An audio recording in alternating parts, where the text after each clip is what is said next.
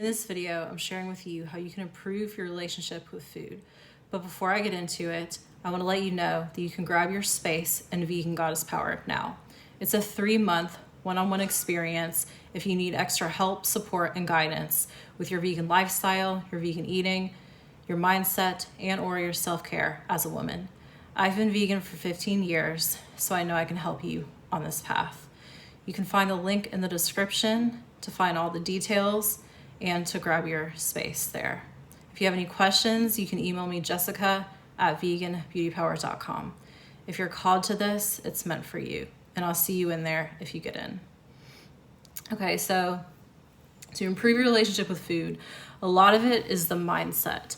So you have to think about how you talk to yourself about food, how you talk to others about food, and what you actually really think about food. If it's on your mind a lot, you're probably thinking about it too much. So what words do you use when you describe food? What words do you use when you talk about food? What's in your mind about food? There's so many words that people use to describe food and their eating and what they want to change about their eating. And they do it in such a toxic, negative way that is not helping them at all.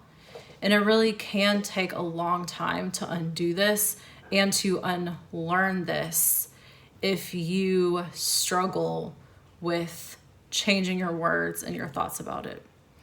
It doesn't have to take long though. So think about these words: junk food, this is bad for me, this has too much of this in it. All of these words are totally useless, unnecessary, and not helpful at all, especially if you want to improve your relationship with food. So instead of saying a junk food, you could say treat. There's nothing wrong with eating treats, whatever you think they are. They could be cookies, ice cream, chips, whatever. They're not junk if you don't think they are. And then the word bad. Why would you eat anything that's bad for you? Why would you do that to yourself? Instead, look at it in a way that nothing is bad for you. There are things that may be healthier than others, obviously. And it is important to pay attention to the ingredients and to remember what your preferences are, what you like the taste of. But nothing is bad for you unless you truly believe that it is. And if something were really bad for you, why would you do that to yourself and your body? So instead of saying that it's bad, say that I choose to have this. And it's okay.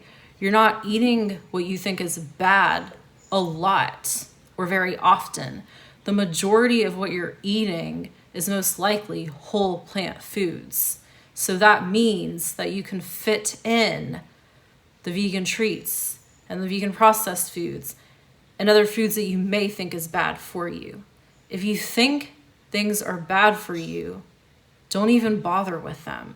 Either don't eat what you think is bad for you or change your perspective about it and cut out the word bad altogether.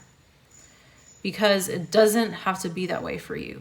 When you say these words, you're going to feel guilt, you're going to feel shame, and you're going to end up restricting yourself. And if you restrict yourself, that can lead to binging. That can lead to overeating. And it could also cause undereating as well. I know all of this because I've been through all of this and I've experienced all of this. So everything that I say in these videos is something that I've done, I've experienced, something that didn't work for me, something that did work for me, something that I'm currently doing, or something that I plan on doing. And I'm not telling you what to do. I can't do that. I'm just sharing with you what I think can be of use to you and can be helpful to you. This is how I can be of service to you. So instead of using the word junk and bad, replace them with something else and change the way that you look at it, change the way that you think about it. You know, it doesn't have to be a bad thing. You don't have to feel like you shouldn't have something. And if you feel like you can't have something, how's that going to make you feel? A lot of times when people transition to eating vegan, they think they don't think they have a lot of options, right? Because it's so ingrained in society to eat animals. And most of us did not grow up vegan or even vegetarian. Some of us have.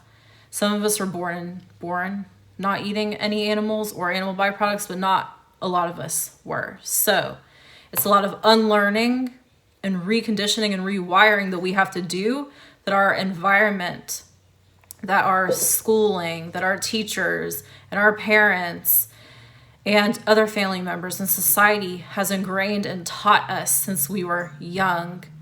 We have to unlearn all of that and recondition and rewire, like I said. So that can take time, but that depends on you. It doesn't have to take time. So all of the things that we were taught is so ingrained in our subconscious mind. So it makes us think that we actually don't have that many options. We actually have more options than people who are not vegan. Because if you think about it, the people who aren't vegan literally just eat a few animals over and over and over and over and over again. But there's so many more plants to eat and to choose from. It's just that at restaurants, they put animals into so many of the foods. So you feel like you don't have an option and you have to customize everything and put that in there, leave that out, put this in there instead. You know, so we have to get out of that thinking, because that's not the truth and that's not the case. So instead of saying I can't have something, say I choose not to have something. It doesn't align with my morals. It doesn't align with my ethics, values, beliefs. And I frankly don't like the taste of it anymore anyways. So that's how you have to that's the mindset that you need to have and get into. That's the perspective shift that can help you.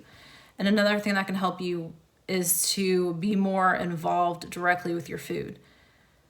Really pay attention when you eat. Sit down, no distractions.